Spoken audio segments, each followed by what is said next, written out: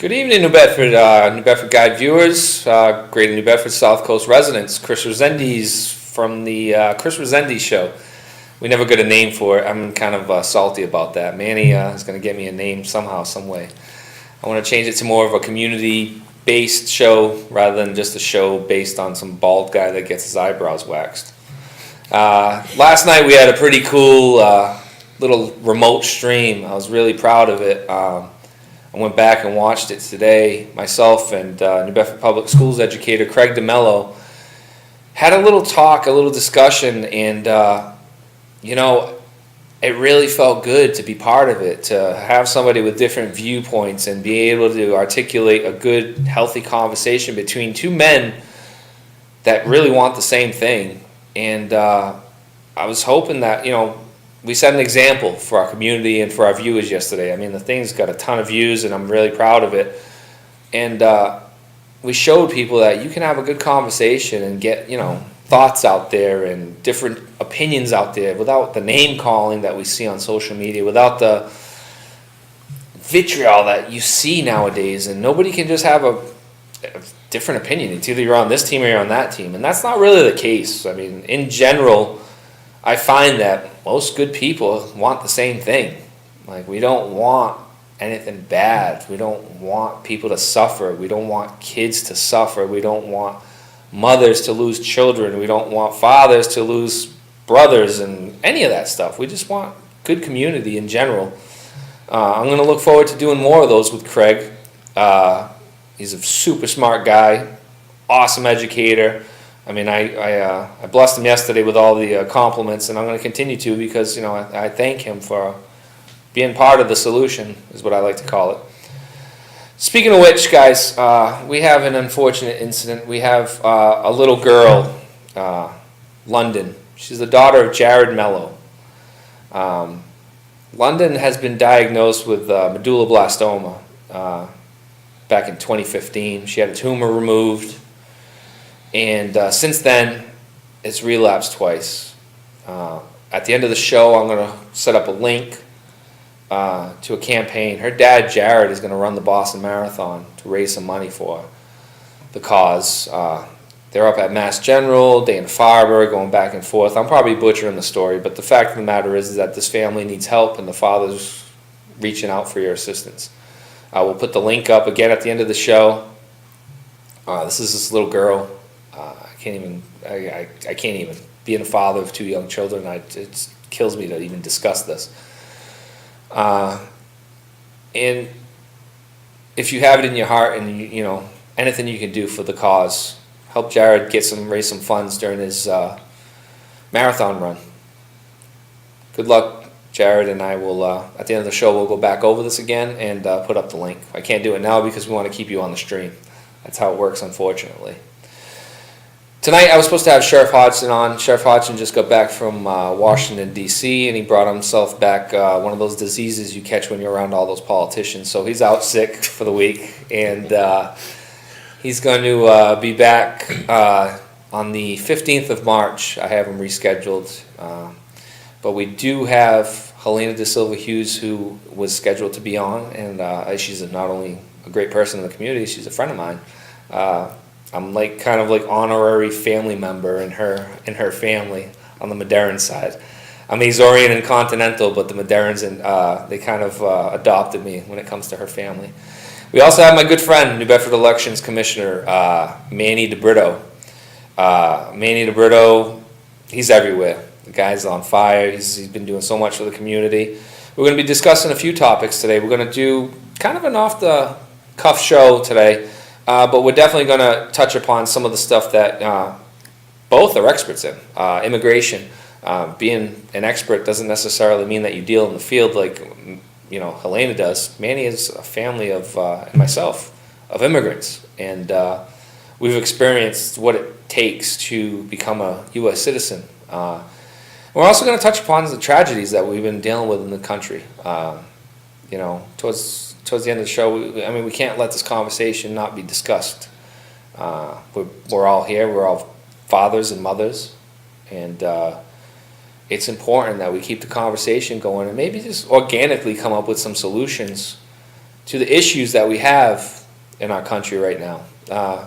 I know it's a hot topic, and I know like it's on a national level, but we were discussing before the show, a lot of solutions come organically from the small little regions. You know, make differences, take chunks out of problems in your city, and then sooner or later, if a bunch of people keep doing that, it grows nationwide, you know. So we got to really concentrate on helping our community immediately and then worrying about nation later, because if everybody's doing it at the same time, sooner or later, it's all going to fix itself.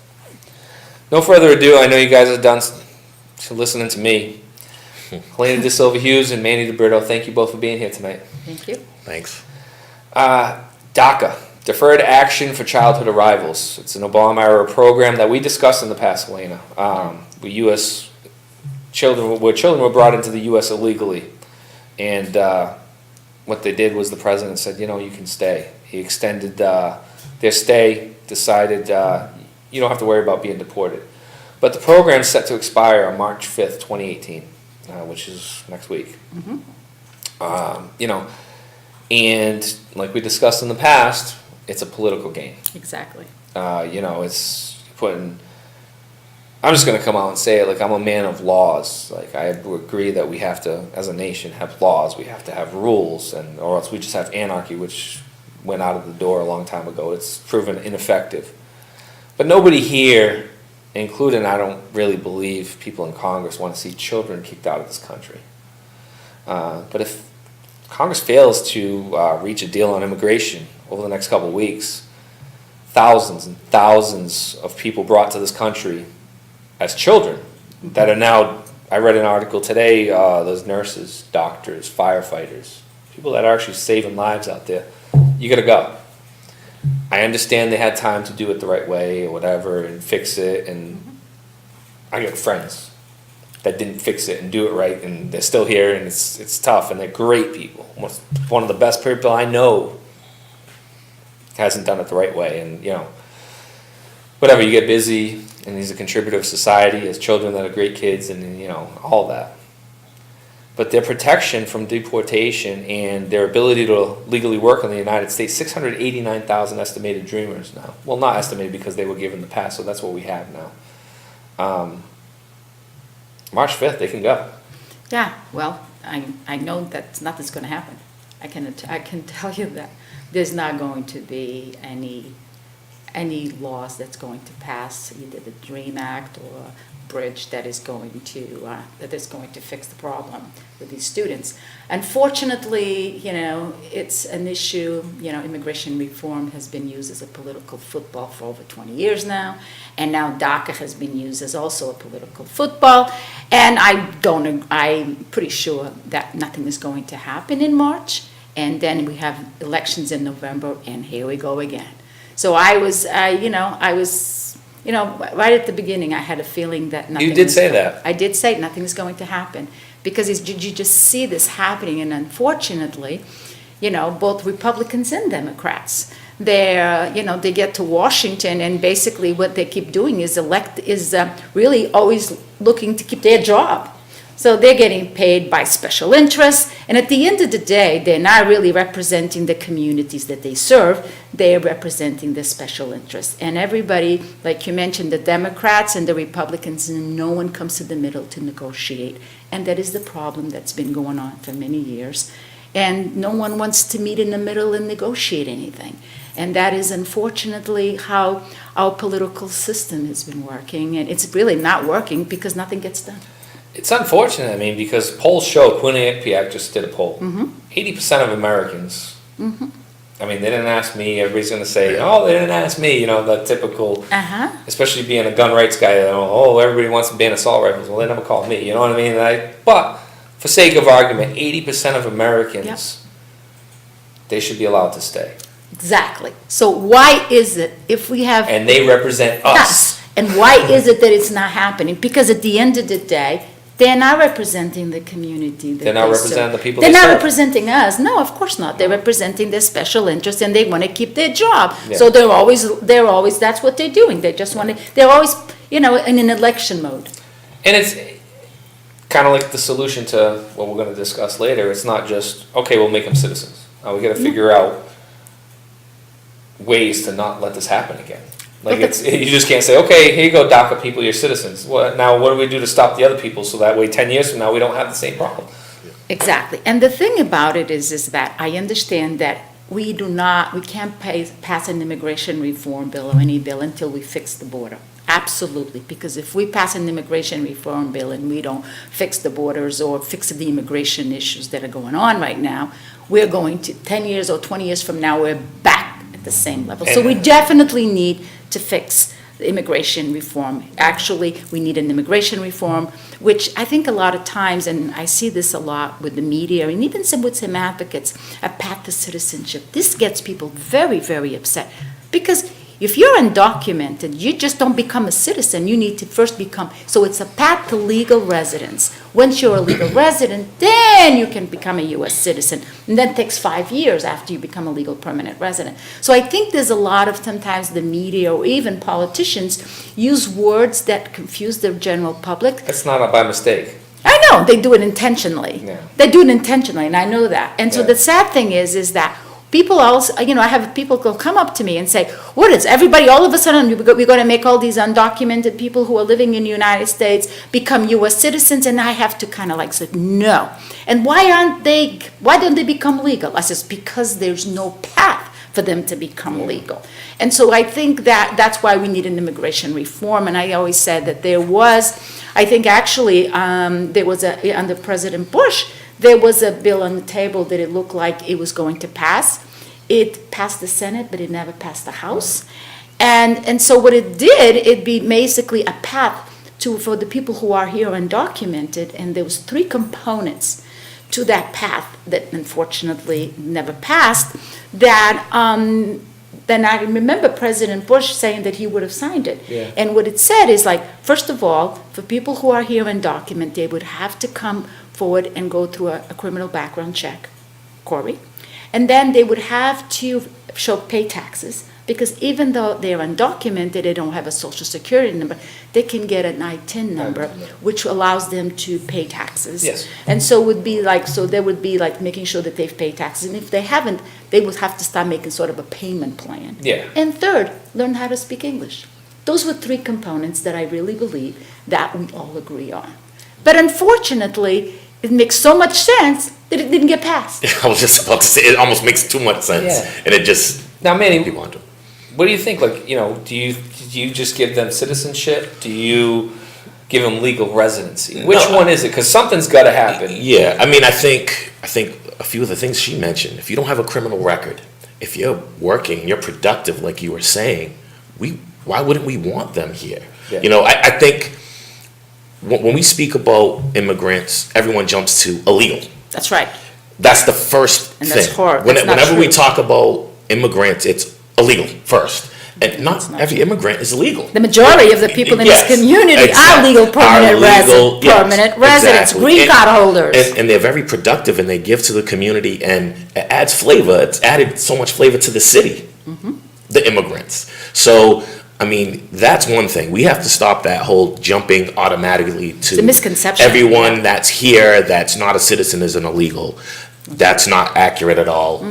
I'd put that number at what, 80% of the people that are here are have legal residents. Yes, exactly. So, and they're here. And then next, that it's just an easy process, even if you are a legal immigrant, just to get your citizenship. People, so for my family, for instance, my parents came, they were older. My dad, I believe, was 20. My mom was about 18. There's no school there. You go, first off, in Cape Verde, they went to 4th and 6th grade. So there's not much education. And then you come here and your whole family comes. It's not just yourself. Now you go right to work to provide for everyone.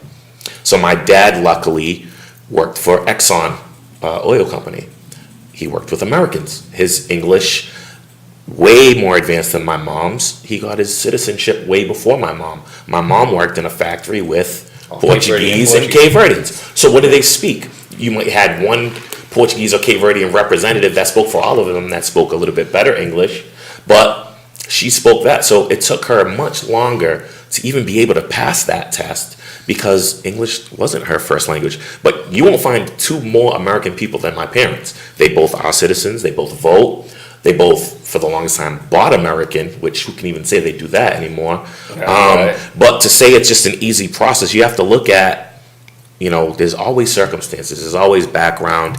It's not that easy. I see the pride that my parents have with being American citizens.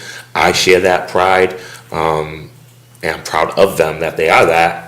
And they won't go back. I tell my parents No. all the time, because my dad, sometimes he complains, these people, they don't know, you know what I mean? They should, he's a citizen, but he's, he was born in Portugal and stuff, but would you go back? He goes, this country's still better. Exactly. This country's still better. And he still feels that way, and he still sees, things that could be fixed, but you can't compare them. Yeah. You can't compare them. Your parents aren't going to go back, Mom not going to go back, Helena's not going to go back for vacation. Well, Yeah. Go down the field of mortar together, that's it, but... they're living the American dream, and their dream wasn't only for them, it was for their families. And through us, me having the job I have and having my degree and my brothers, and now with they, watching their grandkids grow up, that's that dream. Now, do we still have that? Do people outside of the U.S. still have that dream of coming here and becoming citizens? I'm sure they do, but there's just that overwhelming pride that they have, that they are citizens. And most Cape Verdeans that I know, and Portuguese or whatever, other immigrants, it was that pride. We're going to go to America, build our families, live that dream. And the dream was to become an American citizen and give a good life to our families. It's just not as easy as everyone likes to make it seem. Yeah. I know a lot of people that couldn't pass that test. Yeah. To get this, that they have to take to get their citizenship. So what do you do? Now, March 5th rolls around. Before I keep going, a federal judge has blocked Yes. the decision by the Trump administration to not renew DACA. It's been, the Supreme Court already declined it, and now it's back down to the lower courts of appeals and whatnot. It'll probably won't get settled by the 5th of March. If you were the man that had all the answers, if you were the woman that had all the answers, what do you do? And I'll answer the question too on March 5th, and you could just say, this is what happens, that will happen, and I'll tell you what I think what should happen.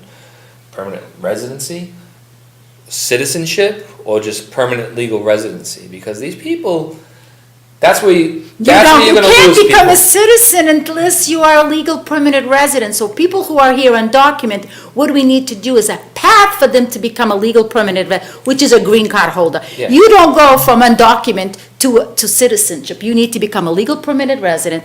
After you become a legal permanent resident, within 5 years, then you can apply for citizenship, and you have to learn how to speak English, you have to write, you have to go to civics, and you have to do all that. And that application, you go through a criminal background, because once you submit the application, I'm just gonna go through the whole process with you. This is why I brought up the question, because I wanted you to say to maintain that The there process. are rules. Yeah. Okay, there are rules. For example, I can also use my parents as an example. My father's sister came to the United States. She was married, and she was married to a U.S. citizen who was living in Portugal. So she came. She became a U.S. citizen within 5 years, or even less, because she was married to a U.S. citizen. So it was 3 years she got her citizenship. And the first person she petitioned for was her brother, which was my dad, who had 7 children. So my father waited a while in Madeira for her to get his visa to come in. So he came in. Once he got into Boston, he got his green card already, because he went through the whole process. You go through the background check, you go through a physical, you had to go through a physical, and making sure that a family member who had petitioned for him, which was my aunt, his sister, was able to support my dad. My dad got here on a Friday. He started working at Chamberlain on Monday, because he already had a job, because you had to have You had a job. people here, yeah. So he started. So then my dad started working at Chamberlain, double shift, again, to send money to Madeira, and because I have 5 brothers and a sister, for them social support. Within a year and a half, he had made enough money for us to come to the United States, which we did, and we all got our green cards. So once you get your green card, then my mother became a U.S. citizen, my dad became U.S. citizens. So that's the process, okay? So what's happening right now is, and I'm going to use these numbers because I think it's important for people to understand. 60% of the undocumented immigrants are coming through the border. 40% are coming as visitors, and or as visitors or as students, and they're staying. So so even if we fix the border and fix the 60%, we still have the other 40% that we need to deal with. So what we really need is to fix this. So we need an immigration reform that is going to give a path for people who are here undocumented to become a legal permanent resident. And that will take a while, even with that, the law that, they were trying to pass with President Bush, even that was going to take a while. So what happened is, By a while, what do you? I'm talking about 8 years. 8 years. So in other words, so once you don't get your green card right away, you have to make sure that, first of all, that criminal background check, and you have to keep reporting it and show that you're paying your taxes and you're learning the language. And I think it was about 8 to 10 years that actually was given. So once you've complied with all the rules, then you got your green card. Then after you got your green card, then you might have had another 5 years to get your citizenship. So that's a process. long process. Right now, there is no process. So that's why people are in limbo. So they can't even become citizens. No, they can't become a legal There's not even a way resident. to do that. No, There is because no way. there's no way. There's no pathway to citizenship, and that's No pathway and- to legalization either. Yeah, there's no. Once you're here illegally, right now the options are either you're covered as a dreamer, as they call them, under DACA, or you go. And they're already starting to round up. Oh, yeah. Some people, and aggressively too. And it's not by mistake where they're grabbing these people. Yeah, It's, they're grabbing. going after the sanctuary people that are hiding in sanctuary cities. It's a political game. Well, they're actually picking up people as they are driving without a license. They're picking up people as they're coming out of Yeah. third district court. They're picking up, so that's how it's. So it is happening locally. Yes, it's happening when people are getting picked up at home, picking up outside of their house. They're getting picked up. We're hearing about people getting picked up just walking on the streets.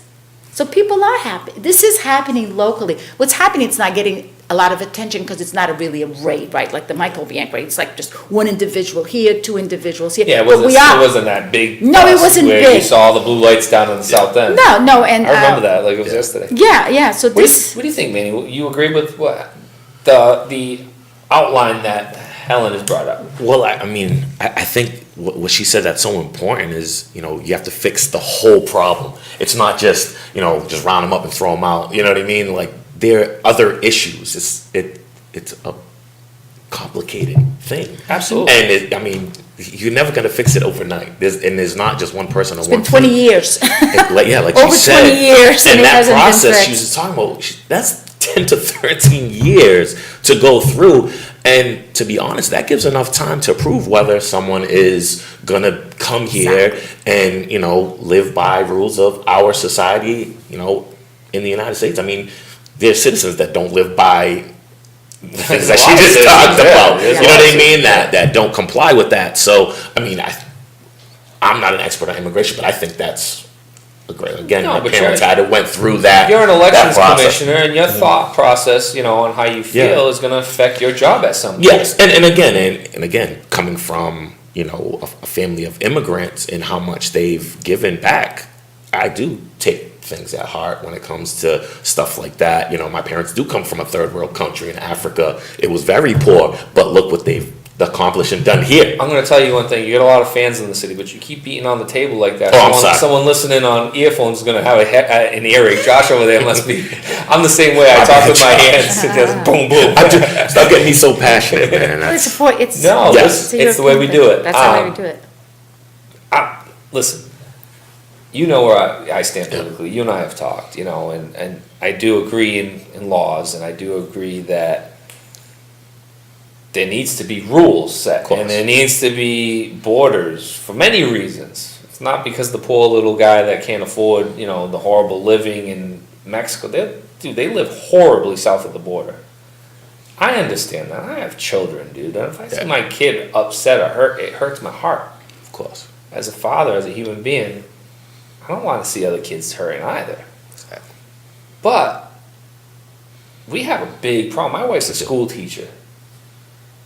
They don't have enough money to deal with our citizens right now. We can't just take care of everybody else's problem. We have to understand that as well.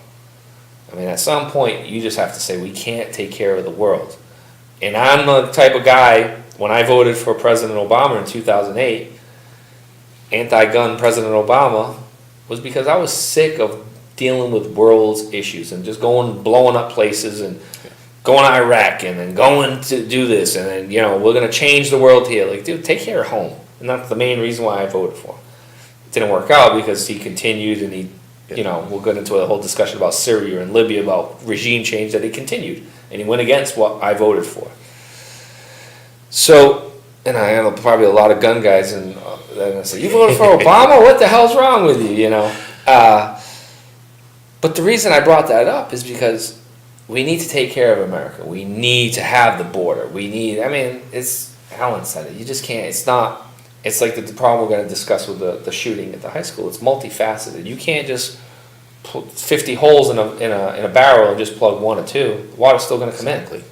We need to, really think this out and not use it as a game.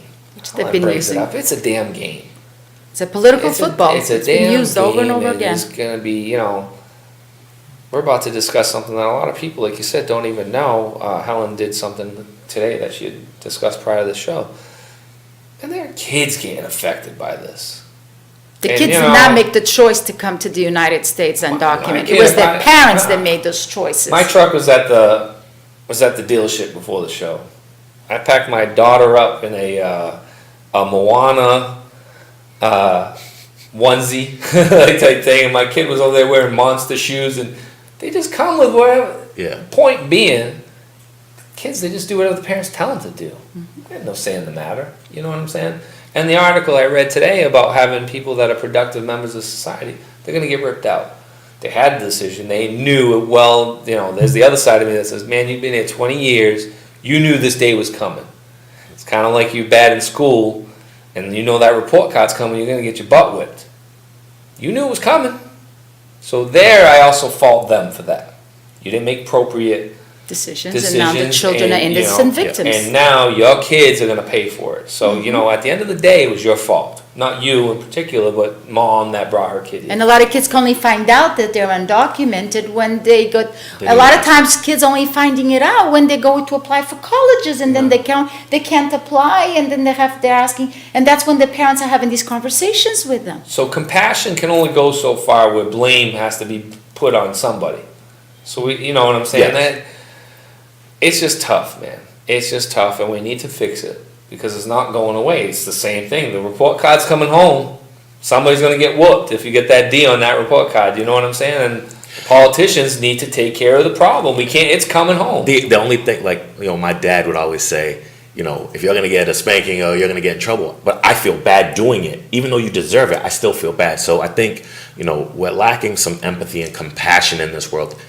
Like, listening to you, and this is why I love coming on the show, even though you're saying, yes, these rules, which I agree, there's rules and laws, but there's that just bit of empathy, like, damn, we're screwing over these kids, or these kids are going to be impacted and hurt when I screw them. It is their parents' fault, but just a little, like, hear people, again, it's screw them, F them, and it's like, that's a kid. Have a little bit of compassion, a little bit of empathy. They are people, they are families, and, and again, there are rules and there are laws, and, but at the same time, just, know that it's affecting people. Yeah, and these families, especially the ones who are coming through the border, are really trying to take the kids away from joining gangs and these drug lords and everything. So they're trying to prevent their children from getting involved, and they're bringing the kids here, and the conditions that they live in are horrible. So, but they're American citizens living the same way. Once Yes. They're American citizens living the same way, and this is America. So there's the other side of me. Yeah. There's the other side of me. There are And I feel for those citizens kids too. in this country. Yeah. And I don't care if you put an African, a white, Chinese, and whatever else you want to put, citizen here. No, I mean child here. All 6 of them. I'm going to want to help all 6 of them, dude. Exactly. I'm going to want to make sure that those kids are fed and clean. I don't care about that as a person, as a human being. As a U.S. citizen, you got to have rules, and you got to take care of yours, man. At the end of the day, if my kid's starving and your kid's starving right beside him, and you got one morsel of food left, who's eating? Honestly, answer that. You know what I mean? It's the truth. You don't have to answer that. I know the answer. Your kid's eating. Yeah, of course. And that's how it is. Unfortunate. It sucks. And we're at that point. We got to make that decision. And I don't like to be the guy, the bearer of bad news, but dude, it's got to happen, We have a question here from Scotty Medeiros. He's a good guy. Yeah, I know My Scotty, man, yeah. he puts a bunch of American flags. Scotty's a viewer of the show. He's on, he missed a couple episodes though. He used to comment more. But he wants to know how you both feel about sanctuary cities. We'll let you go first. First of all, I believe, there's a misconception about sanctuary cities. They're thinking that's a place where they're hovering criminals who are here illegally and all of that. I really believe that if there is a criminal that is living in the city, in the sanctuary city, I don't think that they'll have a problem letting them get arrested or letting immigration pick them up. So I think there's a misconception of sanctuary cities that they're hovering undocumented. What they're doing though is they're not alerting federal authorities. They're saying you can arrest them, and even though they're illegal, it's not your obligation to call INS or ICE to come detain them. That's the only thing a sanctuary city really is the directive of the police department, of the mayor telling the chief of police, instruct your subordinates to not notify the feds, which is not illegal. It's a decision based on policy, because separation of state power, basically, How do you feel about that? The law's the law, Yeah, I mean, again, like the law is the law. I mean, I'm not going to feel bad for a criminal. You know what I mean? Yeah. That at the end of the day, I'm not defending any criminal, someone that's taken from someone that works hard, whether they're robbing or dealing drugs or murder or rape or whatever. And I think like she said, most people aren't going to defend those. Nobody we wants don't, that. We don't want that. Like we don't want that where we live. I don't want that in New Bedford. So I don't want it if they're a citizen or undocumented. You know what I mean? They need to go to jail. I mean, and I think a lot of people that come from immigrants or come from feel the same way because they're like she said, they're escaping a lot of that. So they don't want to see those people getting away. They want to live a good life too. So see that, my man, he has the same answers as me. I don't care about the criminal. Yeah. If you're not here doing the right thing, sorry, buddy, you're under arrest. Then why is the mayor directing the police to do so? And it's like, a political thing, man. I was just It's gonna say, a point. And what political. it does is, Scotty brings up another point, man. Politicians don't help with a compassion piece. No. When they start saying, hey, illegal immigrant, we're gonna give you free college. What about the citizen, man? What about the law-abiding U.S. citizen that can't afford college? All you're doing is presenting contention by introducing stuff like that. Yeah. And they can't. And there's a lot of misconceptions out there that people need to understand. If they are here undocumented or illegal, whatever you want to call it, they cannot get tuition. It's not an in-state tuition. But there have been proposals by legislators. Yes, but it has never passed in Massachusetts. And again, it's you're putting headlines, stuff with out there. headlines, Yeah, Exactly. look at me. I'm some a gas, little there's a guy. fire. And one way or the other, Scotty's 100% right. there are these hot button topics now. And something happens, a school shooting or whatever, immigration. Hey, look at me, I'm full. Buzzwords. Yeah, and they jump on it, and now you stay in the news cycle. Yeah. And that's really what it is. Like when things come up for the elections, hey, let's call Manny DeBrito and talk elections. Yeah. Because that's I call you because you're my boy. No, man, I told you I'm basically a co-host by now. He is, man. Yeah, I mean, whatever those buzz things are, whatever it pops up, they're gonna jump on it because they want to be in the news cycle. They want to be present. They want to be upfront. Tasha asked a question, Helen, and I know you'll know this, and I kind of know the answer, but you're the expert here. How does this affect the ones that are here with expired green cards? Well, if you have an expired green card, it does not make you undocumented. What happens is if you cannot, you need to, and this is an issue that we're finding is, so you have an expired green card, you can apply for citizenship. But if you have gotten into any trouble in the past, then what we need to do is do a criminal background check. Let's look at it. Let's refer to an immigration lawyer whom Attorney Fred Ward is on our board of directors of the Immigrants Assistance Center for many years, and it's an immigration lawyer whom you can trust, because unfortunately there are a lot of lawyers who are not immigration who are taking advantage of it, and so we have to. That's how most lawyers do it. We have to, and so you have to be very careful how we refer people to which immigration lawyers that we interview. Yeah. So what happens, so if somebody has an expired green card, first of all, let's see, why haven't that person become a citizen? Because they can. And so if you have an expired green card, you do not need to renew that green card. You should just apply for citizenship, and you don't have to spend $400 and something. And so you have to pay $725 For you to become a U.S. citizen, you have to go through the test again. You go through first of all, you submit the application. The application is about, 20 pages. And it asks anything from anything about believing the Constitution, how, like your A number, which is your immigration number that they give you on your green card. Ask that where have you lived, how many children you have, the addresses of the children. So it's very extensive. Do you believe in the Constitution? Have you ever committed a crime? Do you served in the military? Have you registered for the selective services? So there's a lot. Do you pay taxes? Do you owe taxes? It's pretty extensive, the application. So once you submit the application with $725 to USCIS, within a few months later, you'll get a letter saying for you to go to Cranston for your fingerprints, and you take your photos. So once they do the fingerprints, you actually go through 3 background checks to make sure that everything's clear. Yeah. So it might take a little while. It might not, before you actually get called for the test. Okay, so once you take the test, it's a civics test. Again, the first thing they do is they go through that application that you submitted to make sure that nothing has changed since you submit the application. And then they'll ask you questions regarding civics, and then they'll ask you to write a sentence, and then you pass the test, and then they'll send you a notice so you can go to the swearing-in ceremony. Then you're a citizen. The process is taking about 9 months. So it's actually taking about the same amount of time as to renew your green card. So I always say that if you have a green card, and we're seeing people who've had the green card for 40 years now are finally becoming U.S. citizens because they're afraid of everything that's happening with immigration. So if you have an old green card, you should think about applying for citizenship. But if you have gotten into any trouble, no matter how long ago it was, and you have an old green card, by renewing your green card, you can get yourself in jeopardy. Trouble, yeah. So the best thing to do is if you have an old green card and you have never got into any trouble, you should just apply for citizenship.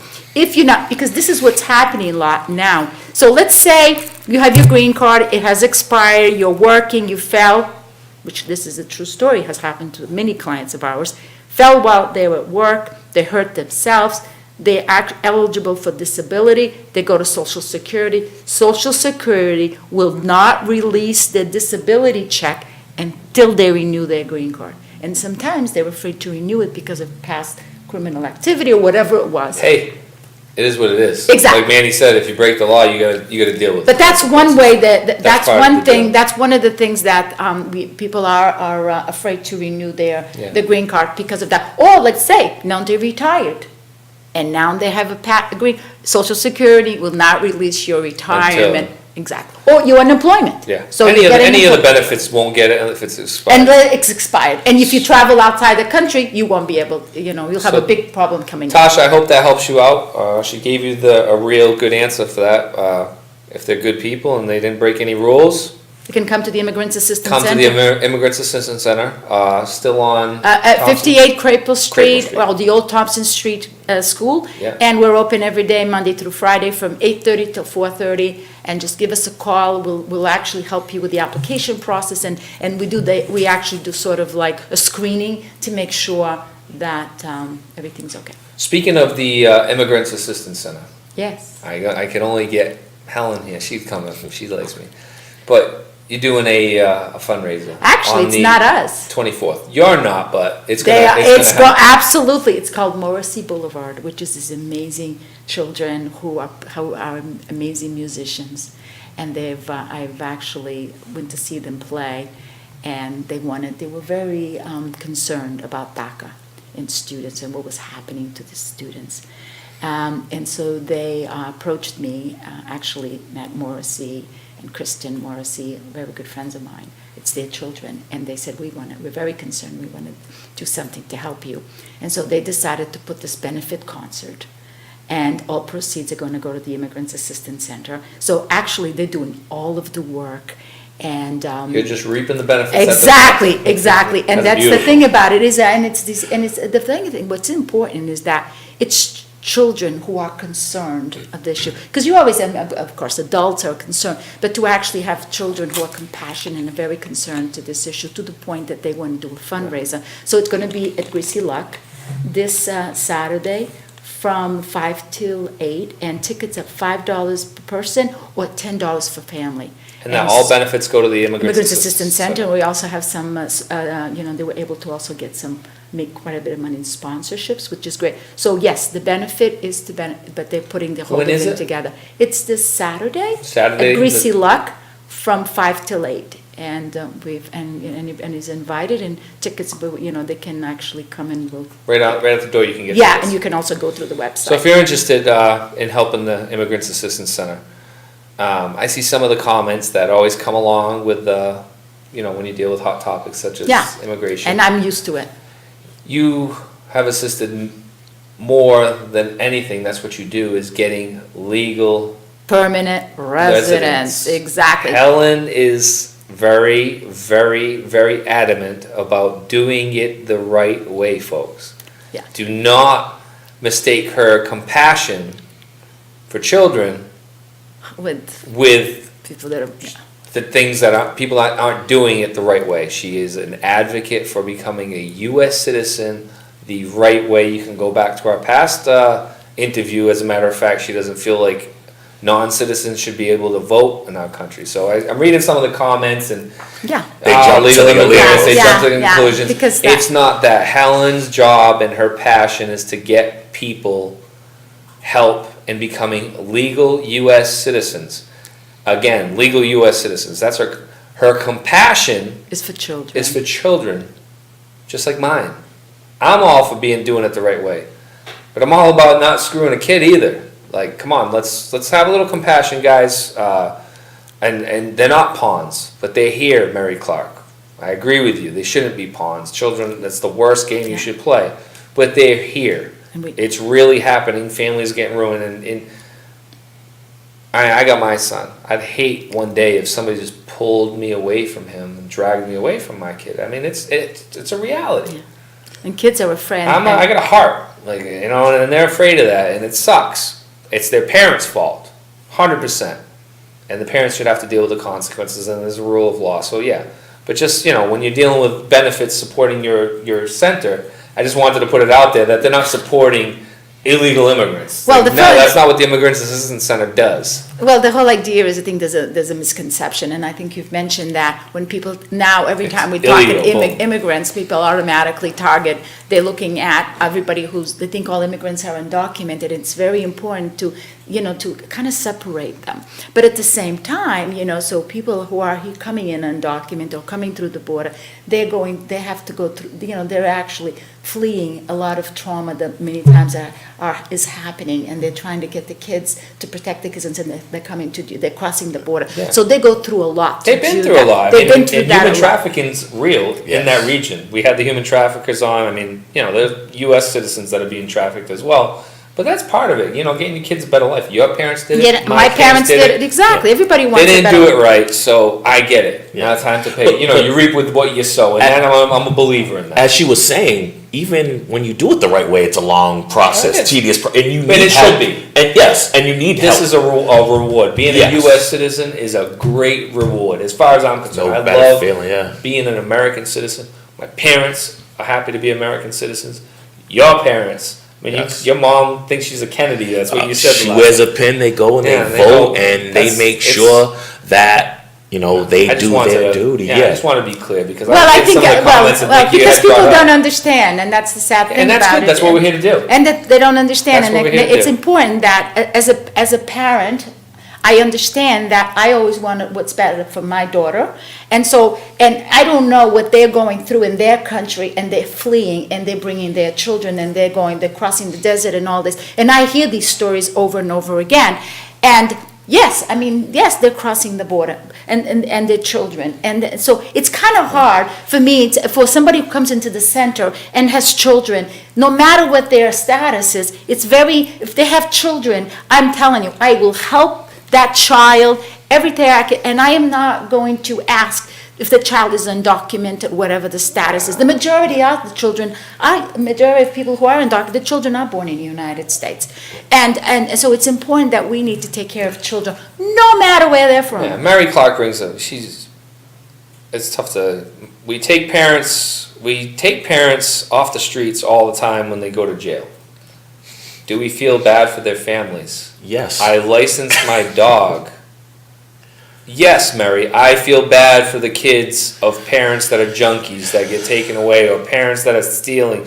I That's the feel kids' fault. horribly. I've dealt with those kids. I'm around children that I've helped that do that. Police officers will arrest a father and a mother and still get teary-eyed about the kids. Yes, we do feel bad about kids going to jail. Yes, it's not the kid's fault. The dad is an idiot. No, some people have no heart. I'm Like, it's not the child's fault. That's just crazy. They're man. in I'm the sorry. situation that And they're it's in. sad. for And the I'm kids. all about fixing this. Yes. I want a border.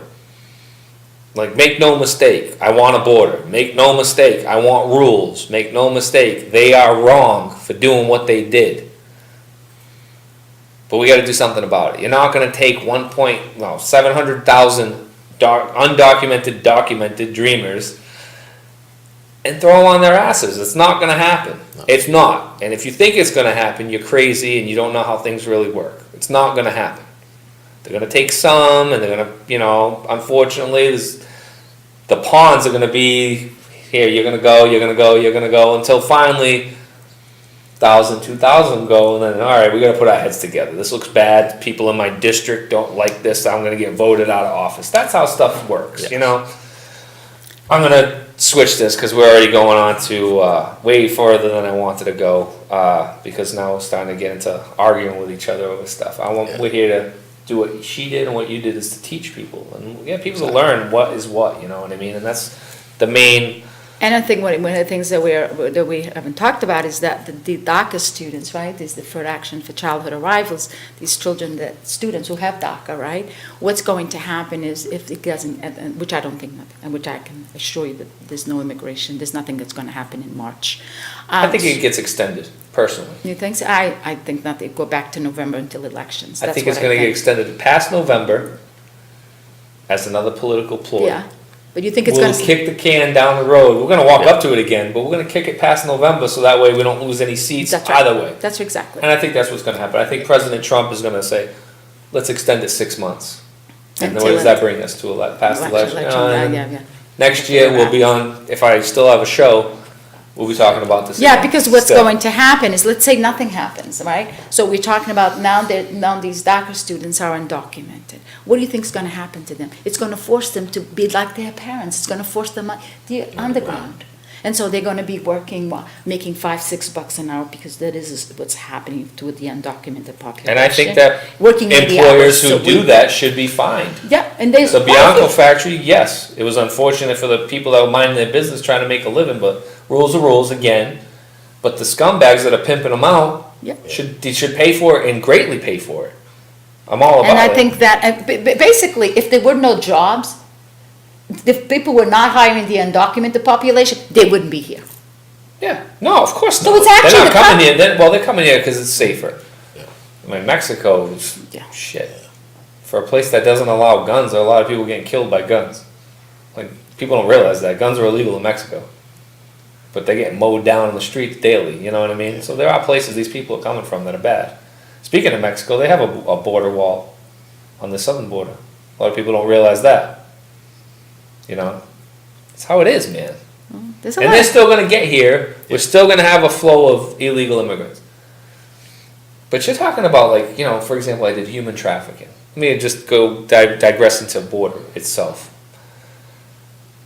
Say we stop 20 people from getting trafficked. Isn't that nice? Oh, I don't want a border. Say we stop 20% of the flow of drugs. Say we stop 20% of flow of human trafficking. 20% of flow of anything illegal that comes to that border. Just 20%. So 1 out of 5 is going to be stopped. Isn't that good? I think that's a win, dude. I don't know. What do you think? I think drones. I think we should start using drones. I don't And think just that. shoot missiles out of them? I don't know. I just think we should have drones, because this way would be Yeah. protecting. I don't believe in the wall. I believe we need A to wall protect. is not necessarily a wall. A wall does include drones. Yeah. A wall includes surveillance. A wall includes boats along the Rio Grande. A wall includes more border agents. A wall Oh, yeah. includes electronic surveillance. That's the wall. That's people just think it's what's behind you. No, that's not happening. Some spots, yes, but that's not. It's all part of the law. You have quickly, because I want to change the topic fast. I want to get into what happened last week, but you had a Family preparedness. family preparedness immigrant planning session for these people that Yeah. are, in order to make sure that For service providers. Service providers. Personnel from, there were personnel from DCF, there were personnel from schools, and there were also personnel from the Greater New Bedford Health Center. So they were, it was specifically for service providers, and Emily Long from Mass Law Reform, an attorney, she's an immigration attorney, came in and was the presenter at the event. We had about 35 service providers attended the event this morning from 10:30 to 12:30. And the thing is, the reason why that's important to have is that kids are going to school and telling their teachers and telling everyone who wants to hear that they're afraid that their parents are going to be deported, and they're afraid that when they get home, their parents aren't going to be there. And so because of that, so if you're a child and you're going to school and you're worried about your parents not being there or your parents being deported, how do you expect these children to function in school? So what's happening is that, and we're seeing parents being picked up, mother or father getting picked up by immigration, and it's important that for the undocumented population, for them to have a family plan. So let's say if both parents are undocumented, when one family and one parent gets arrested, is getting picked up by ICE, the parents who are undocumented cannot go and visit the other parent, the parent who is held by ICE, okay, because they don't have status.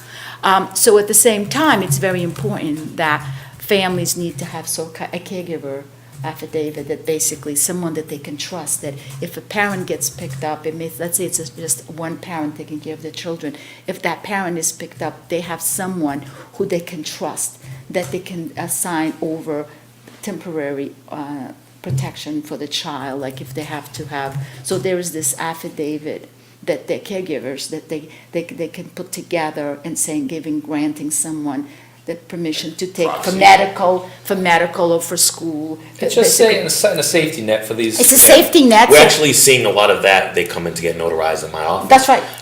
Wow. Exactly, and they need to be notarized, exactly. So that basically, but we're always saying that, first of all, if something happens, that they should have this ready. So this way, they will have somebody who's going to take care of their children. We're also telling you for the children who have U.S. passports that it's important for the parents to have their passports and have everything ready. And so if something happens, so in other words, if I'm giving you a temporary guardianship of my children, so if I'm getting picked up, you know what to do, and you can take care of my children, and then you can reunite wherever the country I'm going you can reunite the mother with their children. And so that's what we did for family preparedness.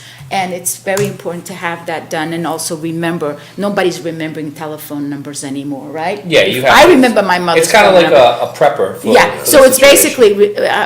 basically memorizing someone's a telephone number, so in case you get picked up by ICE, at least you can make a phone call and they know that there's what's going on. So that's another. So this family preparedness is basically to have service providers be ready to fill these forms for the person, the parent who is here undocumented. So they'll have somebody that will take care of the child until they get deported, and then they can be reunited. Because I can tell you, I don't know, even parents who are undocumented, they don't want their children to be left behind. They want to be reunited with them. So it's just a temporary thing. Perfect. Well, Manny, you and I are going to start something real soon. We're going to tell you, we're digressing from the immigration topic, something that sometimes is either gloomy or not. And we're going to try to spice it up with something positive for our area. Yeah. It's been in the works for a couple of months now. We're finally getting the chance to sit down together and discuss it. We're going to do a program that rewards the children of Greater New Bedford for being good children. Why don't you talk about it a little bit? As you guys know, I had started the A's Before J's program a while back, where we rewarded kids for doing well in school. So it was academics before jump shots. I came to Chris with an idea on on our nonprofit mentoring services that we provide, that we're starting.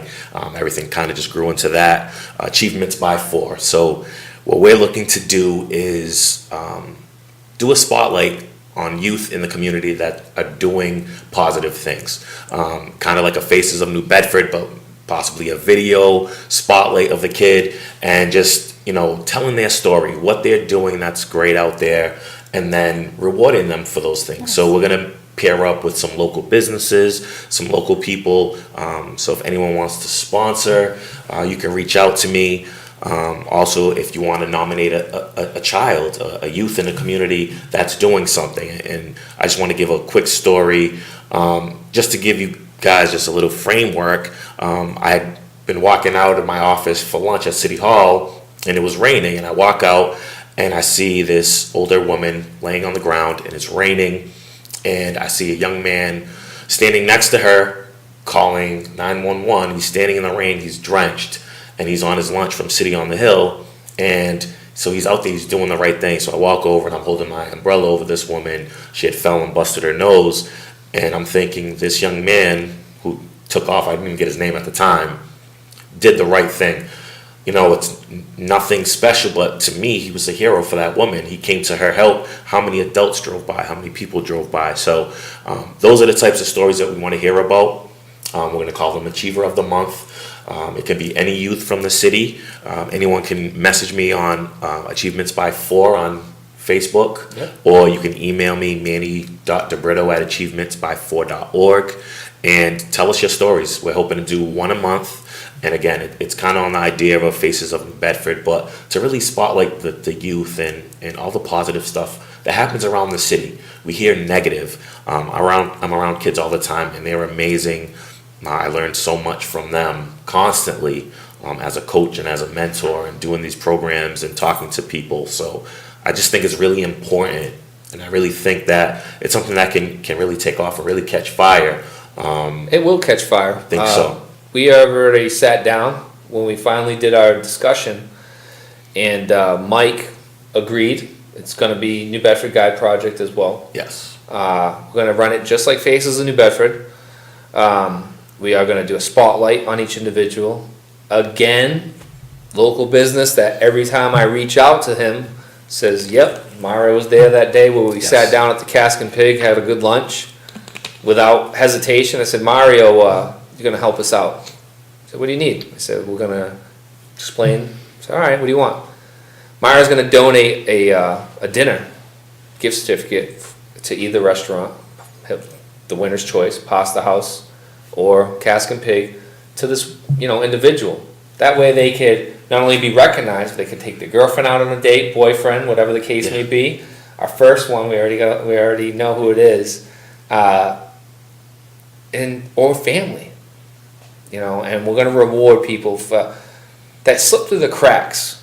It seems like you always read about these individuals that are doing bad, and you read in the paper, but we're not going to do that now. We're going to show these kids in a positive light, and we're going to try to make a nice, hopefully the businesses step up. We're going to cut this piece, and we're going to play it off on the Bedford Guide, and donate, and make it a nice prize to have these kids strive to be the Achiever of the Month. And give them hey man, if I do good in the community, I can get all that. Exactly. Just a little motivation. I know that you shouldn't have to get a prize to be a good person. No. But as a kid, man, it helps. I don't mind. I don't mind throwing a bone out there. Yeah, this generation is different. Kids are different. We have to find ways to meet them where they're at, and whatever's going to inspire them, whatever's going to bring them out and doing good things, and maybe hearing these stories, they can say, hey, I'm not the only one out there doing good things, and want to be a kid to do again, you're supposed to be doing the right things, but not everyone was raised the same way we were. And that's why it doesn't have to be a straight A student or someone. It can be any youth that's you didn't care about that kid that held you didn't know his report card, but he went out of his way and he helped an old lady, and you can't teach that. And that's from the heart. And that's and that was a great thing, and that really stuck with me. And actually, that spawned this whole idea in my head. And you know, like I said, I'm around kids and they just continually amaze me, and they're going to save us from ourselves. They're going to save this community. They're going to build it into Absolutely. a great place. We're just the start.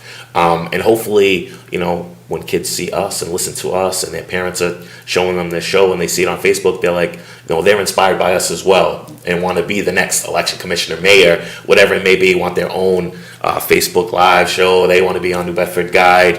Hopefully they keep their hair better than me. Yeah. But yeah, let's wrap it at that, guys. So what you're gonna do now, we're starting it next month. Yes. By the end of the month, is businesses step up. That's all I gotta say. Do it for the kids. It might be someone that helps something at your restaurant, you know, your shoe store. Or, you know, they may be the kid that gets nominated. Exactly. You know, for doing something at your stop that actually helps you out. Yeah. Reinforce positive behavior in our community. Let's keep this local. I'll plug everybody. Trust me. I got no problem doing it. I mean, we get our views. Last night's episode with Craig's like 15,000 views already. You're gonna get your money's worth. I don't care why you do it. Just do it. Step up. And want teachers, principals, coaches, reach Nominate out to us. me. Nominate. Yeah. Tell me how great your kids are. I want to hear how great your kids are at whatever school you're at, whatever team that they're on. Call me and let me know how great your kids are. I love hearing those stories anyway. We can't pick everyone, but you know, it kind of inspires me and pushes me to keep doing what we're Hey, listen, Faces New Bedford's up to like 142. We're gonna have Achiever of the Month that high too. Exactly. You know. We'll wrap it up. 8:03. Josh got to go. He's been a busy guy. Thank you, Josh, for all that you do behind the scenes. Helena DaSilva Hughes, a friend. I've known her since I was a child. I'm not going to disclose how long that's been because she'll hit me with her pocketbook after. But she's a wonderful woman who's done a lot for our community, especially the Portuguese and Cape Verdean communities. Manny DeBrito, my boy. I can't imagine.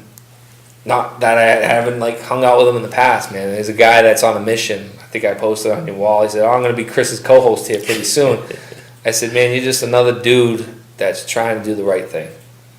And not only, you know, your position as the election commissioner, but you've been doing it for a while now, and you're just another guy trying to do the right thing. And I'm going to keep spotlighting anybody. This is what this is about. We're going to talk about uncomfortable stuff at times, but we're going to make sure that we bring a positive light to New Bedford. Thank you both for being here tonight. Thank you. Guys, last night you watched Craig and I discuss the topic on his opinion piece about arming teachers. That was the first part of a discussion between two civil men that can be had online. There was two purposes to that conversation last night: to inform, to get different opinions, and to show people that we can talk about something so hot and dangerous without insulting each other when we don't agree with each other. Craig and I have both agreed to do the same thing again, but you know, we're going to push it out to maybe gun control or the hot topic of AR-15s. We're not going to let this tragedy go by without discussing a solution. And we're going to have the solution come organically from two grown men who can be civil with each other. So hopefully we can inform and inspire people to have a good conversation. Again, please help out Jared and London Mello. I started the show discussing about this little girl. 2015, she's the daughter of Jared London, beautiful young lady who's 2015 was diagnosed with medulloblastoma, a tumor in the base of her brain. Since it was removed, she's relapsed twice and has done over 30 radiation treatments. Back and forth to Boston for treatment. It's time to raise some money. Her dad's stepping up and running the Boston Marathon to raise money for his little baby. The link is now at the bottom of the comments. We will also probably plug this throughout the week. Please, please, if you find it in your heart, 5, 10, whatever you can donate and you can afford to donate, do so. Let's help this little girl out, guys. Again, the link is down at the bottom of the comments, and let's help London and her family out through this tough time. And Jared Mello, good luck, buddy. Marathon's not easy, but you have the inspiration of your daughter. Thank you, everybody. New Bedford. I hate ending on that note. Let's hope it all works out. Appreciate your viewership, as usual.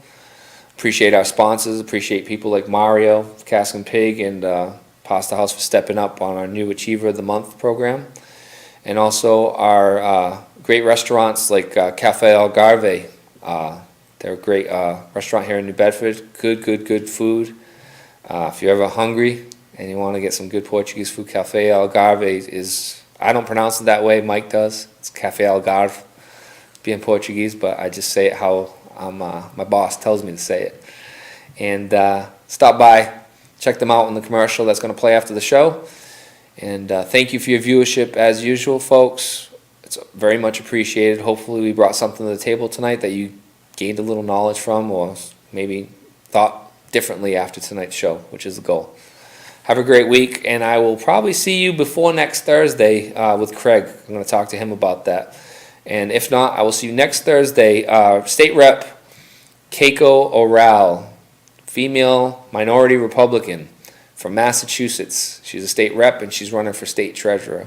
We're going to discuss what it's like to be a woman, minority, and a Republican in Massachusetts. It's going to be a good show. And then Mike and I, Mike Sylvia, the owner of New Bedford Guide, and I are going to go over some topics throughout the show with Keiko, and talk about some local events like we have been. Thank you again for your viewership. See you next week. Cafe Algarve, hit that commercial, Josh. We're good to go. Have a good week, guys.